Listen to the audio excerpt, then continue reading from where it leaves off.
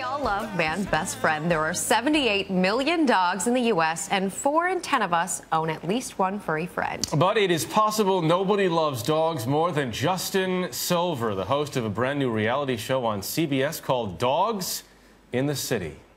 Beefy, you're awesome, all right? And I like him. He's a good dude. And I know you two have taken care of each other, and I think that's great. But listen, that's her job now. You get to relax.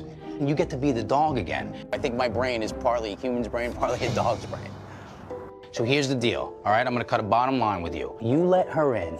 You let her be the mommy, and I'll deal with him, and I'll get him to create some healthy space with you. How does that sound? I can't tell if you're nodding or just panting, but I'm gonna go with it. Justin Silver joins us now. Good morning. Good morning. Thanks for having me. It's good you're here. Thanks for having us. Yes, indeed. Who do we have down there? This is one of my rescues. This is Buster, the Golden Retriever Chow Mix, who just sits there and looks handsome. That's the extent of what he does. Cooperating beautifully right now. He's awesome. You say you speak dog. What does that mean?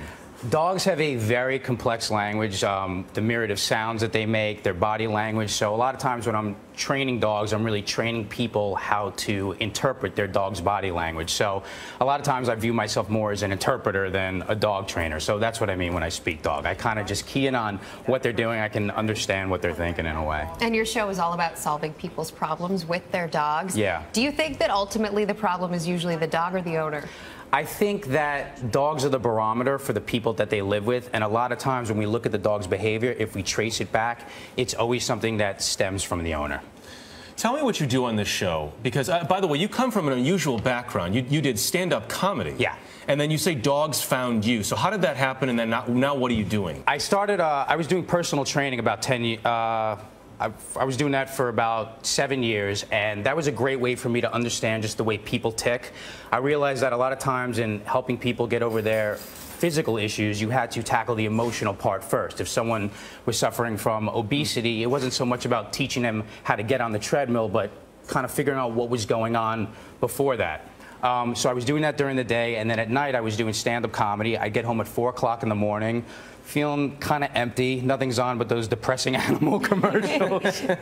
So next thing I know, there's 2 rescue dogs and 2 rescue cats in my house, and it just started from there. And I think that all the stuff I learned in personal training and how to relate to people carried right over into working with people with dogs. So, and also the stand-up comedy is super helpful because, you know, people call me with problems, and so they're not in the best of mood when I come over. And if I could provide a little levity and make it lighthearted and make it fun, it makes the session go so much better and makes them see that training their dog isn't going to be an arduous task. It's actually going to be something that's really rewarding and fulfilling, and that's the whole point of getting dogs in the first place, right? And you get that message across in your show, certainly. What's the #1 mistake you think people make with their pets, their dogs? I think that they communicate the behaviors that they don't want.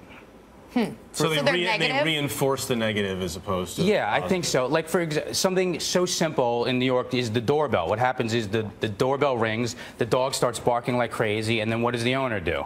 Stop, stop, don't. So now the owner is doing exactly shouting match. Right, what they don't want the dog to do. So the doorbell just signifies mutual barking. So what I try to do is teach them to set their dogs up for success by showing what they want them to do, and then, you know, it goes easy peasy from there.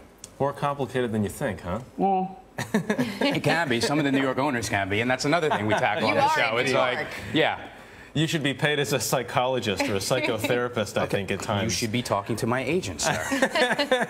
How many dogs do you have? I don't know.